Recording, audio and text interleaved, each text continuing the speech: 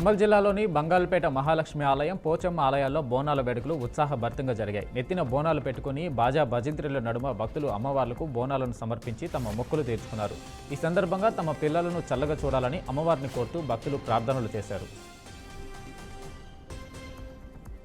పేద ప్రజల ఆరోగ్యాన్ని దృష్టిలో పెట్టుకుని మియాపూర్ ప్రగతి ఎన్క్లేవ్లో ఉచితంగా మెగా వైద్య శిబిరం నిర్వహించారు. ఈ కార్యక్రమాన్ని కాంగ్రెస్ నాయకుడు సత్యనారాయణ ప్రారంభించారు. ఈ శిబిరాన్ని foundation chairman Prasad, director and chief coordinator Shri Leela Prasad ఆధ్వర్యంలో ఏర్పాటు చేశారు.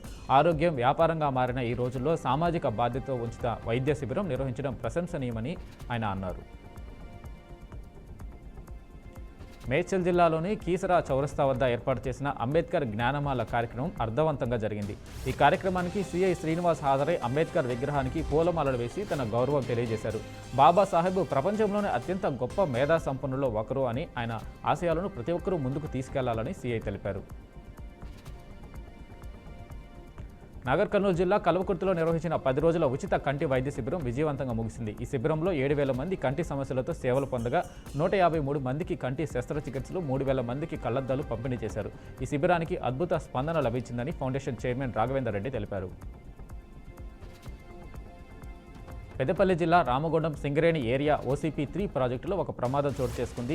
డీజిల్ బోజర్ బ్రేక్ ఫెయిల్ కావడం వల్ల ఒక కార్మికుడు తీవ్ర గాయాల పాలయ్యాడు. బ్రేక్ ఫెయిల్ కావడంతో శ్రవణ్ అనే కార్మికుడికి తీవ్ర గాయాలలో సింగరేణి ఆసుపత్రికి హుటాహుటిన తరలించారు. అక్కడ ప్రాథమిక చికిత్స అందించిన తర్వాత పరిస్థితి మరింత పగలబడకుండా మెరుగైన వైద్య సేవ కోసం హైదరాబాద్కు తరలించారు.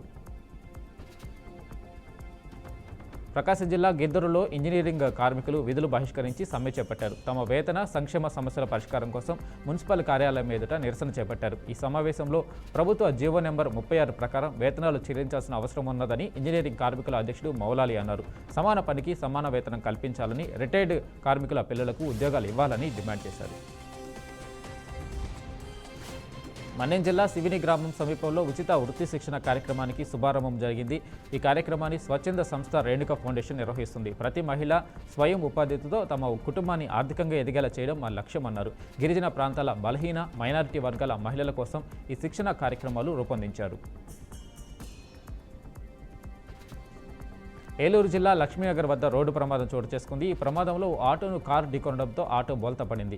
ఈ క్రమంలో ఆటో డ్రైవర్కు తీవ్ర గాయాలయ్యాయి. ఈ ఘటనా సమయంలో అదే దారిలో ప్రయాణిస్తున్న గోపాలపురం ఎమ్మెల్యే వెంకటరాజు వెంటనే స్పందించి బాధితుడిని పరామర్శించారు. అనంతరం ఆసుపత్రికి తరలించేందుకు స్వయంగా సమన్వయం చేశారు.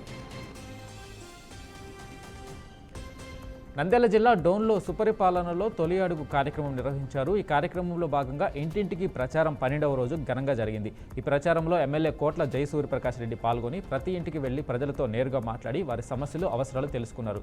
కూటమి ప్రభుత్వం అధికారం చేపట్టిన తర్వాత చేపట్టిన అభివృద్ధి కార్యక్రమాలపై ప్రజలకు స్పష్టత ఇచ్చారు. కర్నూలు జిల్లా ఎమ్మిగనూరులో వైసీపీని బలోపేతం చేస్తామని పట్టణ యూత్ విభాగం అధ్యక్షుడు రాజు వెల్లడించారు. అన్ని వర్గాల యువతను కలుపుకొని పార్టీని పటిష్టం చేస్తామని శిల్పా ఎస్టేట్లోని పార్టీ కార్యాలయంలో జరిగిన సమావేశంలో ఆయన అన్నారు. అనంతరం నియోజకవర్గ ఇన్ఛార్జి బుట్టా రేణుకును ఎమ్మెల్యేగా గెలిపించేందుకు నిబద్ధత కృషి చేస్తామని హామీ ఇచ్చారు. రాజ్యసభకు 4 కొత్త సభ్యులను రాష్ట్రపతి ద్రౌపది ముర్ము తాజాగా నామినేట్ చేశారు. పలువురు సభ్యుల పదవీకాలం ముగియడంతో వారి స్థానంలో కొత్త సభ్యులను నామినేట్ చేస్తూ ఉత్తర్వులు జారీ చేశారు. సాహిత్యం, సైన్స్, కళలు మరియు సామాజిక సేవ వంటి రంగాలలో విశేష సేవలందించిన ప్రముఖులను రాజ్యసభకు నామినేట్ చేసే అధికారం రాష్ట్రపతికి ఉంటుంది. రాజ్యాంగంలోని ఆర్టికల్ 81A ద్వారా సంక్రమించిన అధికారంతో నామినేట్ చేశారు. రాష్ట్రంలోని రైతులకు హైదరాబాద్ వాతావరణ శాఖ గుడ్ న్యూస్ చెప్పింది. ఈశాన్య బంగాళాఖాతంలో ఉపరితల ద్రోణి ఏర్పడిందని, దీని కారణంగా నైరుతి రుతుపవనాలు విస్తరించి రానున్న 3 రోజుల్లో తెలంగాణలో తేలికపాటి నుంచి మోస్తరు వర్షాలు కురిసే అవకాశం ఉందని పేర్కొంది. పలుచోట్ల ఉరుములు, మెరుపులు గంటకు 30 నుంచి 40 కిలోమీటర్ల వేగంతో ఈదురుగాలులు వీస్తాయని తెలిపింది. వాతావరణ శాఖ ప్రజలను అప్రమత్తంగా ఉండాలని హెచ్చరిస్తుంది. భారత్తో ఇటీవల నెలకొన్న ఉద్రిక్తతలు, అణు ఘర్షణలకు దారితీయొచ్చనే ఆందోళనలను పాకిస్తాన్ ప్రధాని షహబాజ్ షరీఫ్ తోసిపుచ్చారు.